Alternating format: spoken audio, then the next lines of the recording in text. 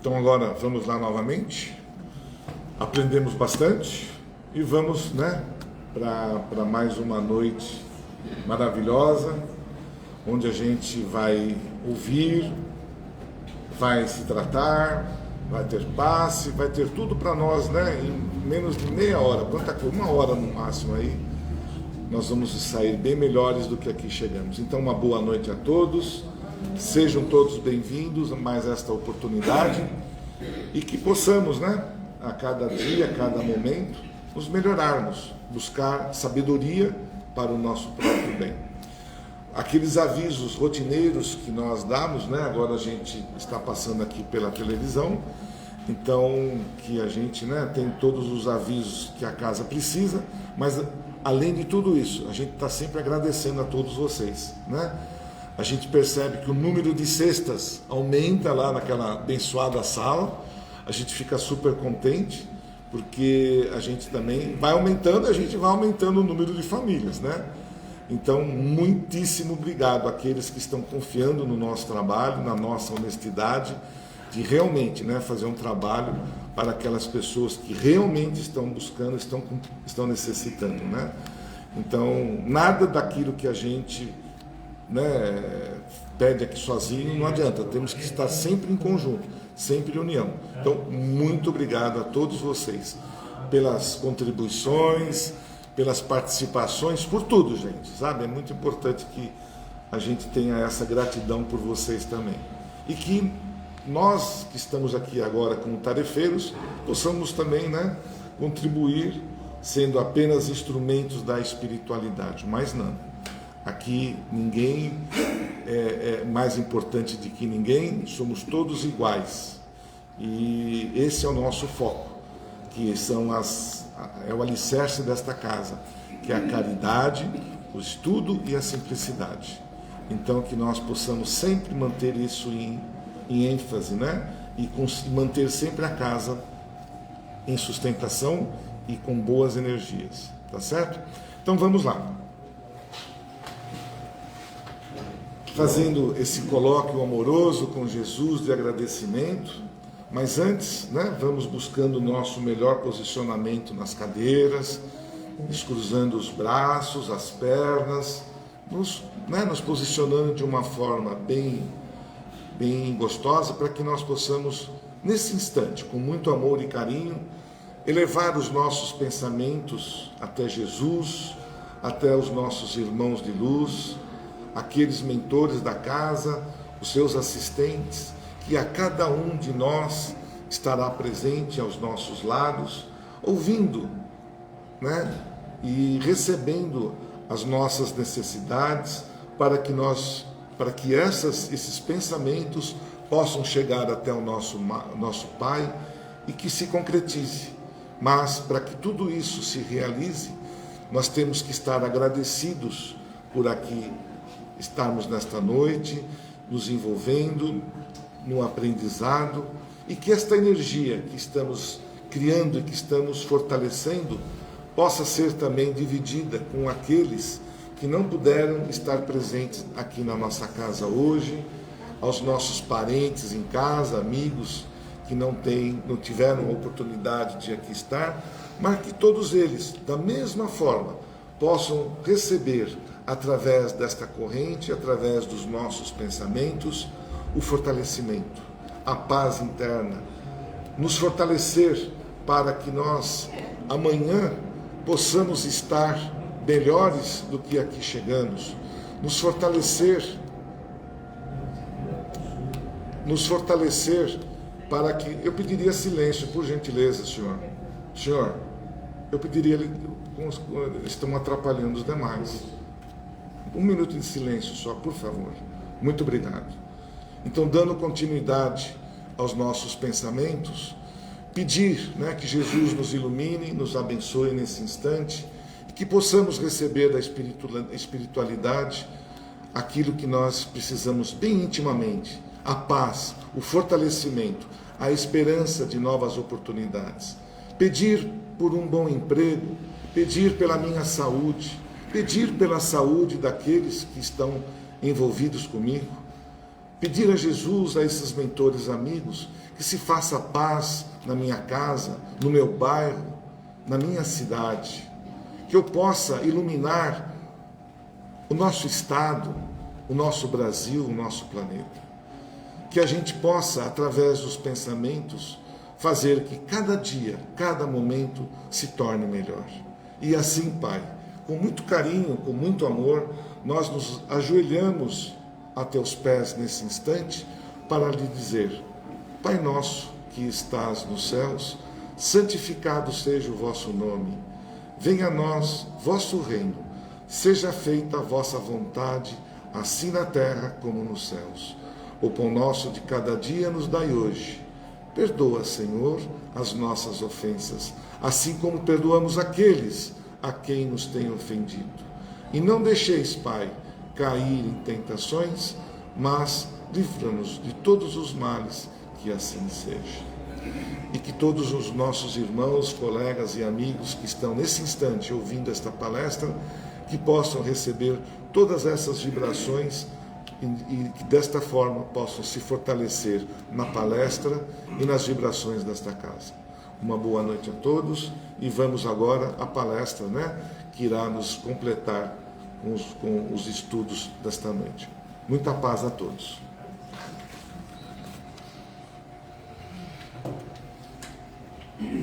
Você finaliza aqui. Obrigado.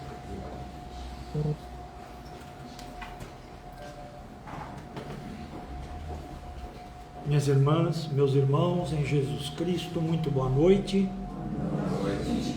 Que cada um de nós se sinta envolvido pelo Mestre Jesus Cristo, no calor do seu amor, na luz da sua paz, e que todos permitamos do fundo do coração que Ele seja para nós o caminho, a verdade e a vida.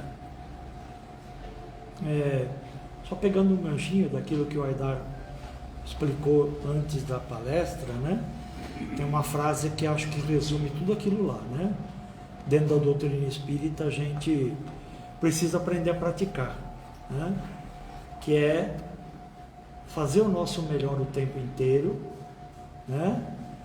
na certeza absoluta de que o nosso melhor vai permitir que a gente se abra para o melhor de Deus. O tempo inteiro. É assim, A frase que a gente precisa lembrar é aquela que tem no Evangelho segundo o Espiritismo, que diz que a espiritualidade ajuda aquele que ajuda a si próprio. Fazer o nosso melhor é o caminho para ajudar a gente a chegar onde a gente espera. O tema que hoje a gente precisa abordar se encontra num livro da Lavra de Chico Xavier, e o capítulo 18, pelo Espírito de Emmanuel, é intitulado Pais e Filhos. Como Emmanuel faz com frequência, ele começa fazendo uma referência a alguma das obras de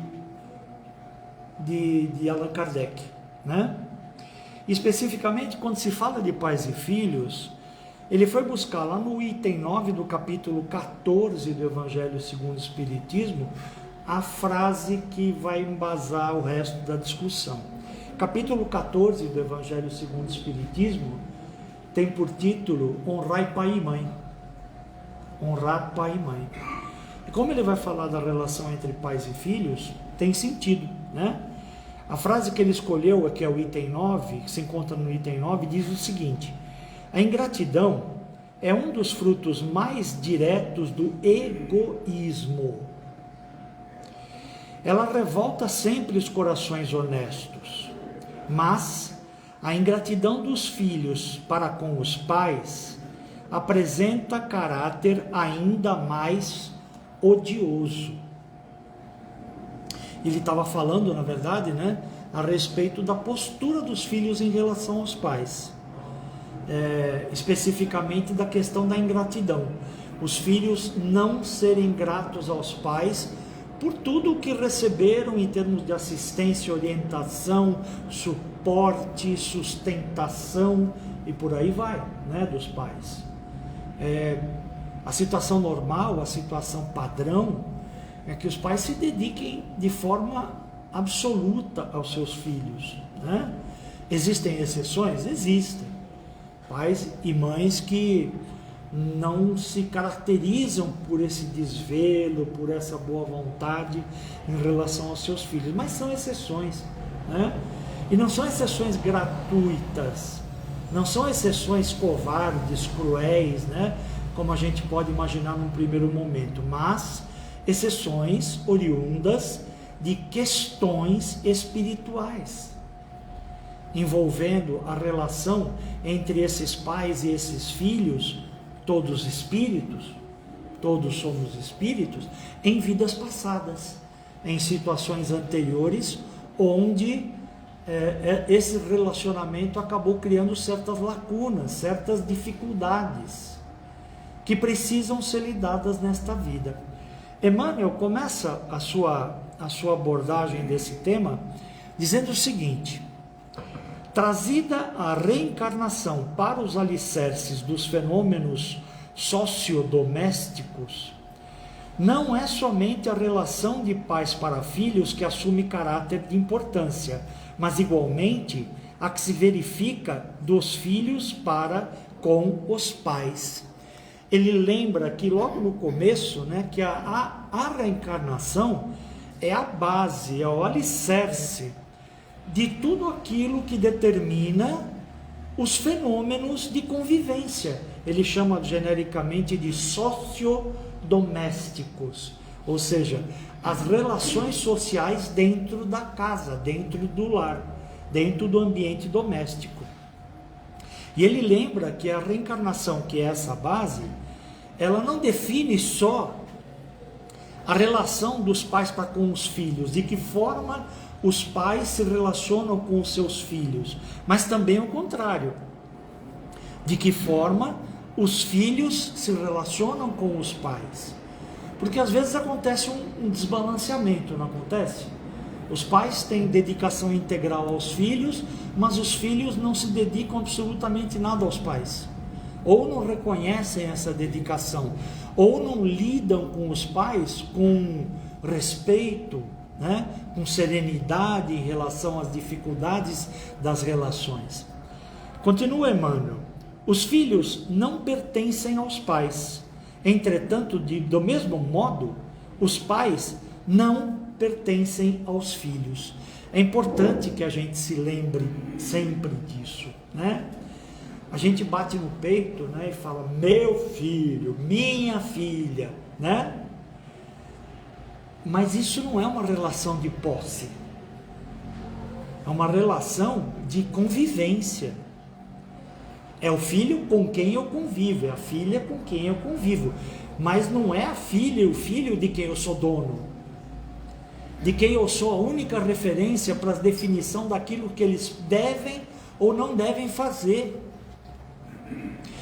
Da mesma forma, é necessário lembrar, né, que os filhos também não são donos dos pais, independentemente da idade de uns e de outros.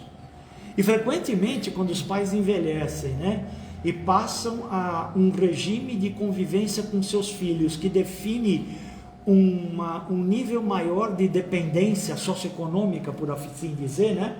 Os pais acabam dependendo economicamente dos filhos.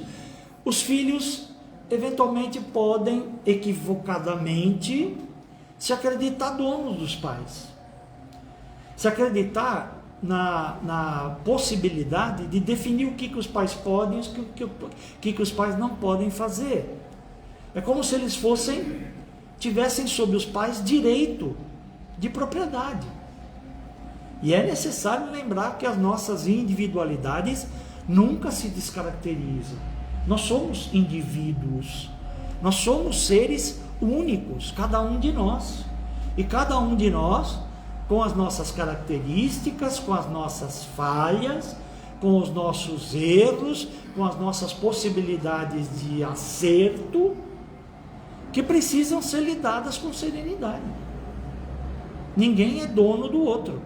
Os pais não são donos dos filhos e os filhos não são donos dos pais. Continua Emmanuel. Os pais, os genitores, devem especial consideração aos próprios rebentos, aos próprios filhos. Mas o dever funciona bilateralmente, de vez que os rebentos do grupo familiar devem aos genitores particular atenção. Os pais têm que ter cuidado com os filhos, mas esse cuidado é uma ação de via dupla. Os pais cuidam dos filhos e os filhos têm cuidado com os pais. Existem pais que agridem os filhos e tentam escravizá-los, qual se lhes fossem objeto de propriedade exclusiva. Existem pais que são, vamos dizer assim, mais dominadores, né? E que acreditam que o seu desejo para a sua família, aí não fica nem só restrito aos filhos, né? Aqueles que são muito dominadores acreditam que tem que mandar em todos na casa. E por conta disso, acreditam que todos têm que se submeter à sua vontade. O meu desejo é uma ordem dentro da minha casa. Aqui quem manda sou eu. E ponto final. Não há discussão, não há conversa, não há diálogo. Há a obediência aos meus princípios. Aquilo que eu defino. As pessoas autoritárias tendem a se acreditar dessa forma. E estendem essa relação autoritária para com os seus filhos, lidando com eles como se eles fossem objeto da sua própria vontade. Todo mundo está lá para fazer a vontade daquele que é o dono da casa. Pode acontecer com mulher também, dona da casa? Pode acontecer. Mas o mais comum é isso ser associado a uma mentalidade masculina distorcida em relação à prevalência como dominador da relação, né? Continua Emmanuel, depois de dizer que existem pais que agridem os filhos, escravizam, etc e tal, ele diz o seguinte: todavia encontramos na mesma ordem de frequência, com tantas vezes quanto a dos pais dominadores, encontramos filhos que agridem os pais e buscam escravizá-los, como se os progenitores lhes constituíssem alimálias domésticas. Emmanuel pega pesado com algumas coisas aqui, né? Alimálias domésticas são animais caseiros, né? E os filhos às vezes tratam os pais como se fossem o pet, como se fosse o bichinho de estimação, como se pudesse dar ordem e serem integralmente obedecidos por aqueles que eles entendem que devem estar submetidos a eles. É isso que Emmanuel está falando aqui, tá? A reencarnação traça rumos nítidos ao mútuo respeito que nos compete de uns para com os outros. É a reencarnação que mostra, através dos mecanismos de convivência, a necessidade da gente estabelecer limites para a forma como a gente endereça a convivência com o outro. A nossa convivência tem que contar com certos limites. E isso é uma coisa necessária de se considerar, né? Pais, por exemplo, precisam contar com a obediência dos filhos até uma certa idade, para que os filhos possam ser orientados. A nossa função como pais dos nossos filhos pequenos, que encarnam e começam a crescer no seio da nossa família, é de orientadores, é de auxiliadores da formação moral desses espíritos. Está claro isso? É essa a nossa missão como pais. Quando eu falo pais, genitores, né? Pais e mães, naturalmente. A nossa missão como genitores é orientar moralmente esses espíritos que encarnam nas nossas famílias. Por quê? Porque todos os espíritos que encarnam nas nossas famílias são indivíduos, são espíritos que tiveram experiências em outras vidas, às vezes conosco mesmo, como espíritos familiares, e às vezes com famílias completamente distintas. E chegaram no nosso convívio familiar com uma carga, por assim dizer, né, do ponto de vista espiritual, com a qual vão precisar lidar. ao longo desta encarnação. A nós, como pais, compete, principalmente no início da educação desses espíritos no nosso lar, na nossa convivência, ajudá-los e orientá-los para que eles consigam se aprimorar moralmente falando, consigam adquirir valores que sejam importantes para eles quando eles começarem a aplicar o livre-arbítrio deles. Porque a gente sabe que quando a criança é muito pequena, ela não pode usar o livre-arbítrio dela. Nem o livre-arbítrio está muito desenvolvido para isso. Mas à medida que ela vai crescendo, ela começa a ter vontades. Ela começa a ter intenção de fazer escolhas, né? E essa intenção de fazer escolhas tem que ser devidamente monitorada e trabalhada pelos pais, para oferecer para essas crianças que começam a fazer as suas escolhas, referências do que é bom e do que não é, do que é correto e do que é incorreto, do que é justo e do que é injusto. Essa é a nossa função como pais. Dar essa base para esses espíritos reencarnantes, para que quando eles chegarem no momento de aplicar por conta própria o seu livre-arbítrio, essa base funcione como um moderador importante das decisões, um orientador das decisões desses espíritos. Dando um exemplo bem simples, o espírito desencarnou numa vida anterior e era extremamente arredio, extremamente violento, extremamente difícil no trato com as pessoas com quem ele convivia. Ele vai encarnar na nossa família como um espírito de um filho nosso, de uma filha nossa, e a gente dando base moral para ele entender o que é certo, o que é errado, o que é bom, o que é mal, o que é justo e o que é injusto, a gente vai ter chance, a possibilidade de ajudar esse espírito, quando ele começar a recuperar a possibilidade de aplicar o seu livre-arbítrio, a tomar decisões diferentes daquela que ele tomaria se não tivesse essa base que a gente deu. Nós vamos estar ajudando esse espírito a aprimorar o seu livre-arbítrio. Vamos estar ajudando esse espírito a se melhorar, a tomar decisões mais baseadas naquilo que é bom, naquilo que está ligado, e eu sempre lembro isso, com as leis de Deus. As leis citadas pelo Livro dos Espíritos, na parte 3ª, que são as leis morais. Aquilo é a orientação de Deus para com os homens, né? E é a base moral do ensino que nós, como pais, precisamos dar para os nossos filhos. Consideração, respeito, está tudo lá. Está tudo lá. Então, a gente não pode arrefecer os nossos ânimos de auxiliar os nossos filhos enquanto a gente tem condição de orientar. Vai chegar uma hora que a gente não vai mais ter condição de orientar? Diretamente vai chegar sim, né? Os filhos vão querer ter liberdade de sair de casa, de ter a sua vida, porque vai ter o seu trabalho, vai ter a escola para poder frequentar num nível mais elevado. E aí a gente vai precisar confiar no livre-arbítrio deles, né? Sabendo que a orientação que a gente deu, em princípio, deve ser suficiente para impedir que eles entrem em algumas enrascadas na vida, né? Como a gente costuma dizer, que batam cabeça, né? Que tenham dificuldades, porque é exatamente isso que a gente não quer para os nossos filhos, né? O cuidado, a atenção, a orientação, a ajuda, o amparo, são para que eles tomem decisões que não os levem a passar por sofrimento. É isso que a gente não quer. Como pai e mãe, o que a gente não quer é que nossos filhos sofram. Dá para a gente prevenir isso o tempo inteiro? Absolutamente não. As decisões são deles. A gente não pode definir o futuro deles por eles. Mas podemos estar sempre à disposição para amparar, para aconselhar. Aí muda, né? Antes era orientação, era ensino, era educação.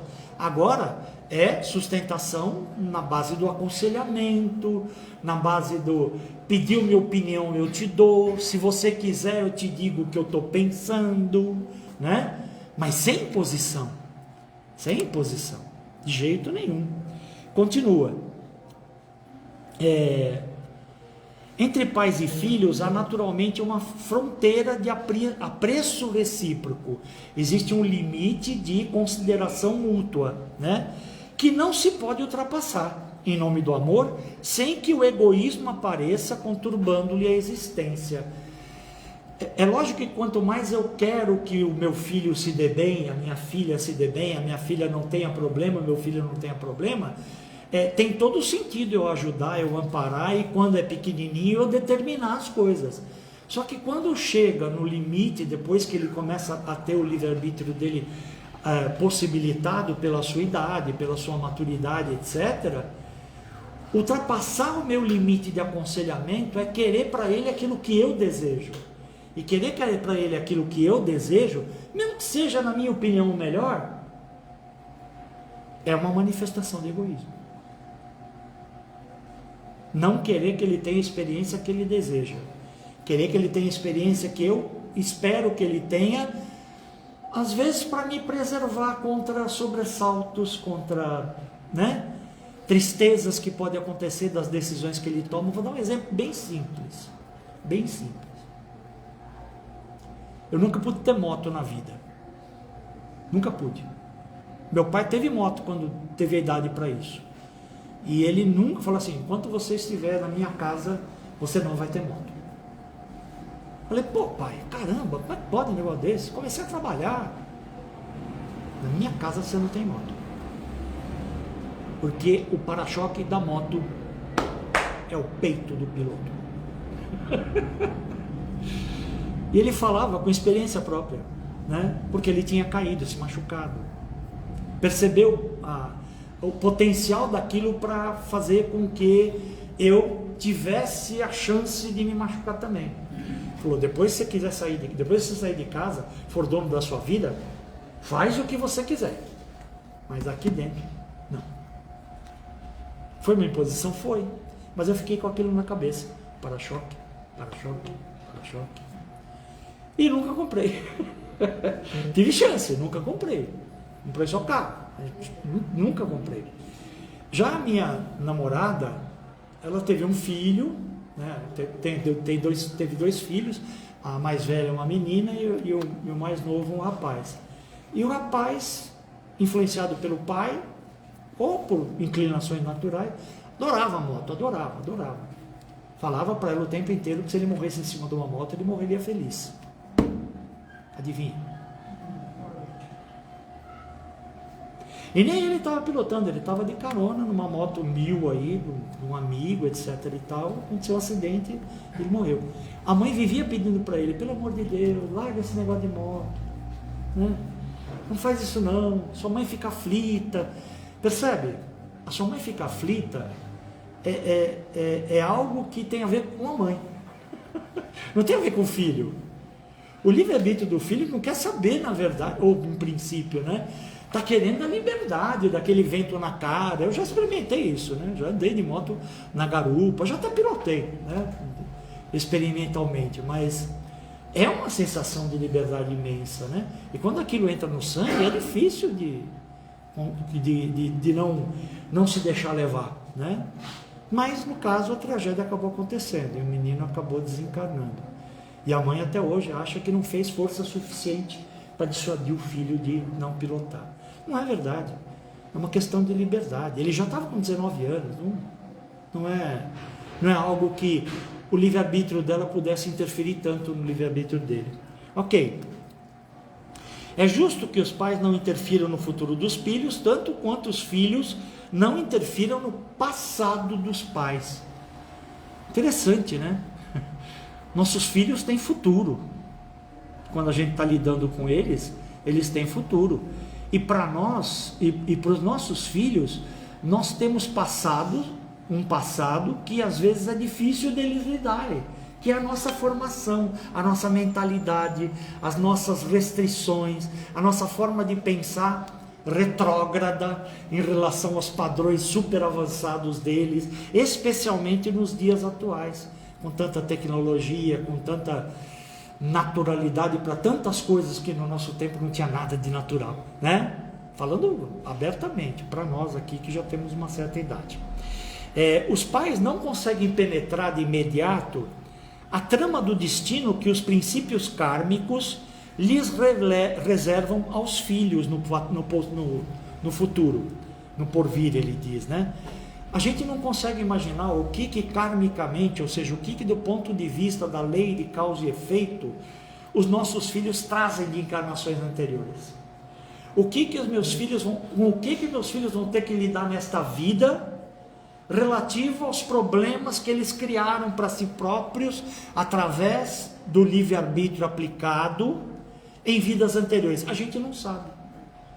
Nós, como pais, não temos ideia do que o futuro reserva para os nossos filhos em termos de carga do ponto de vista de vidas anteriores. A gente não sabe.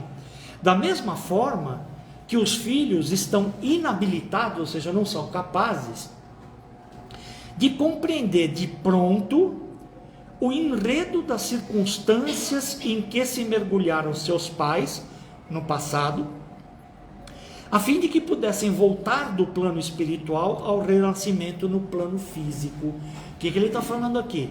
Assim como nós não sabemos do futuro dos nossos filhos, os nossos filhos não conseguem julgar tudo que nos aconteceu em vidas anteriores, para que nesta vida que nós tenhamos a mentalidade que a gente tem, com a qual eventualmente às vezes eles se degladiam, eles se perturbam, né, com a nossa mentalidade. Então nós não podemos julgar o futuro deles, definir o futuro deles, e eles não podem entender o nosso passado, daí a possibilidade de alguns conflitos. Está claro isso? A gente volta para essa vida com uma carga de atividades, né, relativas às nossas vidas anteriores, e as nossas decisões são orientadas por problemas que nós passamos no passado, né? A gente se previne para não cair de novo em algumas tentações, né? Que é uma coisa, falar prevenção é uma palavra que os nossos filhos jovens não gostam de ouvir, certo? Não gostam. E a gente está sempre marcando nessa tecla, faz parte da gente como pais de crianças, principalmente de jovens, né? Ok, unicamente no mundo das causas, eu achei muito legal essa construção de Emmanuel. Apenas no mundo das causas, após a desencarnação, vai ser possível o entendimento claro acerca dos vínculos em que se imanizam. Eles usam umas palavras meio chatas, mas é o seguinte: a gente só vai entender a respeito do que foi que nos uniu. Imanizar é conectar, né? Aproximar um do outro como se fosse um ímã, né? A gente só vai entender as nossas relações com os nossos filhos e o que nas vidas passadas determinaram esse nosso encontro nesta vida atual, quando a gente desencarnar. É só lá que a gente vai entender. Emmanuel chama isso de unicamente no mundo das causas. Unicamente quando a gente estiver desencarnado e as causas de todas as coisas forem algo ao que a gente possa ter acesso. Na situação atual em que a gente se encontra, como espíritos encarnados, a gente não tem acesso a todas as causas. A gente não tem acesso aos motivos pelos quais nós somos como somos. Nós tomamos as decisões que tomamos. Nós temos receios que nós temos. Nós queremos impor aos outros algumas coisas que a gente quer impor. A gente não tem noção exatamente de como foi que a gente chegou aqui. A gente não sabe o que se passou, não temos consciência do que se passou em vidas passadas. A era da verdade vai ser o intervalo entre uma vida e outra. Lá a gente vai recuperar integralmente tudo o que aconteceu em vidas passadas e vai botar o ovo em pé, como a gente costuma dizer, né? Vai falar: agora eu entendi por que quando eu me separei da minha mulher nessa última vida, não deu certo a nossa relação. Agora eu entendi, agora eu percebi. Mas isso só vai ser quando a gente desencarnar. Aqui, por enquanto, agora o que a gente tem que fazer, o que é? O nosso melhor, o máximo ao nosso alcance. Continua Emmanuel, né? invoque-se à vista disso, ou seja, da necessidade de convivência, o auxílio de religiosos, professores, filósofos e psicólogos, a fim de que a excessiva agressividade dos filhos não atinja as raias da perversidade, né? Ou da delinquência para com os pais. No mundo, a gente tem apoios, né? Apoios de pessoas de diversas categorias, diversas classes, para nos ajudar a orientar os nossos filhos de forma a que a agressividade deles não se manifeste, ou seja contida num nível aceitável, né? Que ele cita aqui, religiosos, professores, filósofos, psicólogos, né? É algo com o que a gente pode contar. E além disso, né? Nem a excessiva autoridade dos pais venha a violar os filhos, em nome de extemporânea ou cruel desvinculação. O que ele está falando aqui é assim, às vezes o livre-arbítrio dos pais, existem casos assim, né?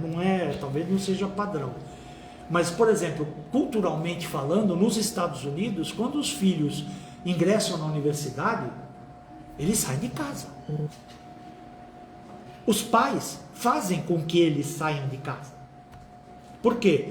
Porque é um momento de transição na vida em que o filho que dependia o tempo todo dos pais agora vai se virar por conta própria. Vai morar sozinho, vai conseguir o seu sustento do ponto de vista de se alimentar por conta própria. É disso que está falando aqui, né? Não fazer com que essa separação aconteça de uma forma prematura, quando os nossos filhos ainda não estão suficientemente embasados para a vida individualista, né, deles próprios, cuidando de si próprios, né? Às vezes eles não estão preparados, como também o contrário é extremamente negativo, né? Um filho já formado, já completamente com potencial para ser completamente independente, continuar dependendo de pai e mãe, morando na casa do pai e da mãe. Aqui tem um equilíbrio, né? Para que ele possa ter as experiências que ele tem que ter como ser humano. Morando o tempo inteiro na casa do pai e da mãe, com 50, 60 anos, né? Ele não vai poder ter as experiências que ele precisa ter para desenvolver a sua autossuficiência. Isso faz parte da maturidade, faz parte da atividade de trabalho nessa vida, tá claro? Pais e filhos são originariamente consciências livres, livres filhos de Deus empenhados no mundo a obra de autoburilamento. Olha só o que ele está falando, né? Todos nós, pais e filhos, somos espíritos livres. E nesse mundo a gente está para quê? Autoburilamento, ou seja, autoaprimoramento, aprimoramento de nós mesmos, pais e filhos. Aprimoramento de nós mesmos, resgate de débitos, erros do passado, a gente vem para cá para resgatar, para consertar os nossos erros do passado. Reajuste, ou seja, voltar a ficar ajustado com aqueles com quem a gente se desajustou em vidas anteriores. E evolução. As leis da vida englobam-lhes a individualidade no mesmo alto gabarito de consideração. Pais e filhos, todos nós estamos aqui para a mesma coisa. Ele continua: nunca é lícito o desprezo dos pais para com os filhos e vice-versa. Não há nada que justifique desprezo mútuo. Não configuramos no assunto qualquer aspecto lírico na temática afetiva. Apresentamos sumariamente princípios básicos do universo. O que Emmanuel está falando aqui é que ele não está romantizando, ele não está sendo poético quando ele fala disso. Ele está falando das coisas como o universo funciona. A existência terrestre é muito importante no progresso e no aperfeiçoamento do espírito. No entanto, a existência no mundo é ao mesmo tempo simples estágio da criatura eterna no educandário da experiência física, a maneira do estudante no internato. Esta vida é uma fase de escola para o espírito. É só uma etapa. Vão acontecer outras etapas depois dessa, e aconteceram muitas outras antes. Aí ele faz uma comparação bem interessante.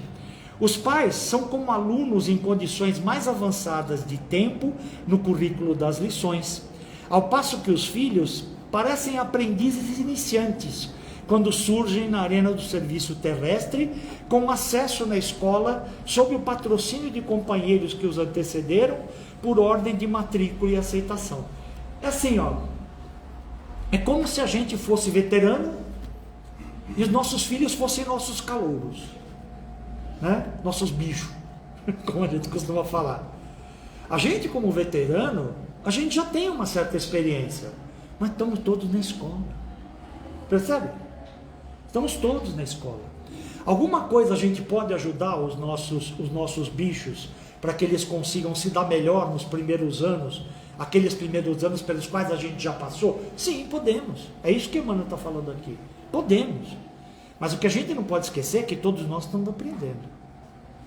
Todos nós estamos naquilo que ele chama de educandário, né? É um espaço em que a gente está adquirindo educação, sob todos os aspectos, educação do ponto de vista intelectual e educação do ponto de vista moral. Quanto mais a gente desenvolve o intelecto, mais a gente tem condição de aplicar a nossa inteligência de forma mais correta para a definição do que é certo e do que é errado, do que é bom e do que é mal. É para isso que a gente fica inteligente, cada vez mais. E que os filhos jamais acusem os pais pelo curso complexo ou difícil em que se vejam no colégio da existência humana, porque, na maioria das ocasiões, foram eles mesmos filhos que, na condição de espíritos desencarnados, insistiram com os pais, através de afetuoso constrangimento ou suave processo obsessivo, para que os trouxessem de novo à oficina dos valores físicos, de cujos instrumentos se mostravam carecedores, a fim de seguirem rumo correto no encalço da própria emancipação. Filhos são aqueles que na espiritualidade, enquanto ainda não tinham encarnado, pediram encarecidamente para virem para as nossas vidas de pai e mãe, viverem conosco, conviverem conosco, para aprenderem conosco o que precisavam para evoluírem como espíritos individuais. Às vezes não, né? Se não tem a formação espírita, eles se esquecem disso ou desconsideram integralmente isso, né? E acabam acreditando que pais, irmãos, companheiros de família são, na verdade, entraves. São, na verdade, criadores de dificuldades para eles. Quando, na verdade, foram eles que pediram para ter essa experiência, né? A grande maioria dos espíritos, no nível em que a gente se encontra hoje, num planeta como o nosso, de expiação e prova, pediram encarecidamente para encarnar na nossa família, né? E a gente escuta coisa do tipo assim: eu não pedi para nascer, né? Eu estou aqui, mas eu não pedi para fazer parte dessa família. É verdade, você não pediu não, você implorou, provavelmente de joelhos, né?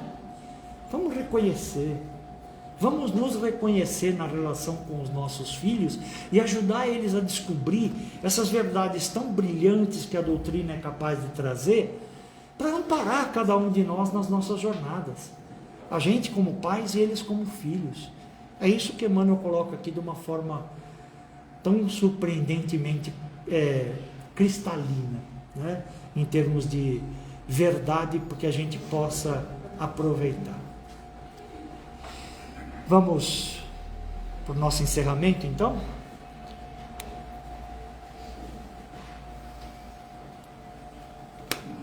Pode apagar aqui?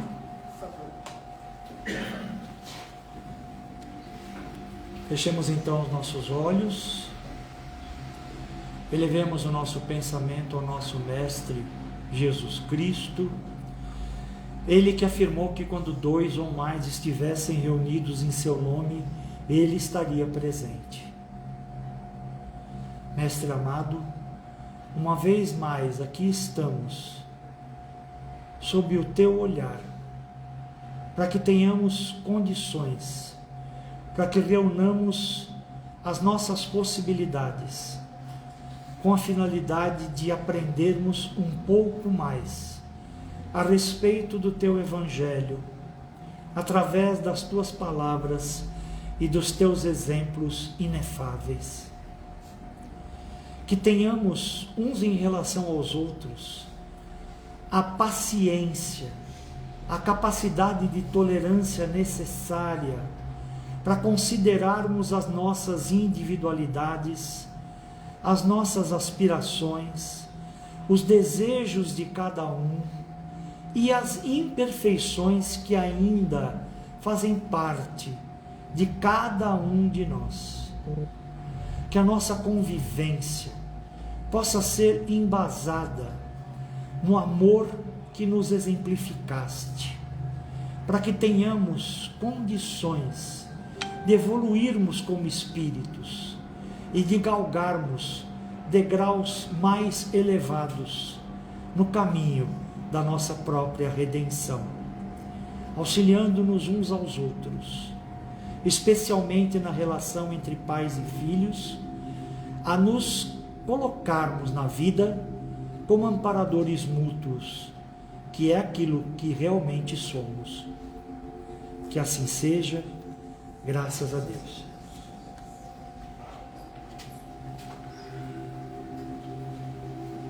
Obrigado, meus irmãos. Muito obrigado.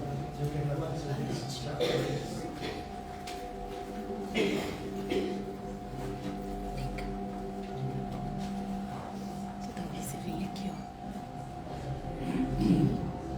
Encerrar vídeo, compartilhar. Aí já foi. Aí aqui.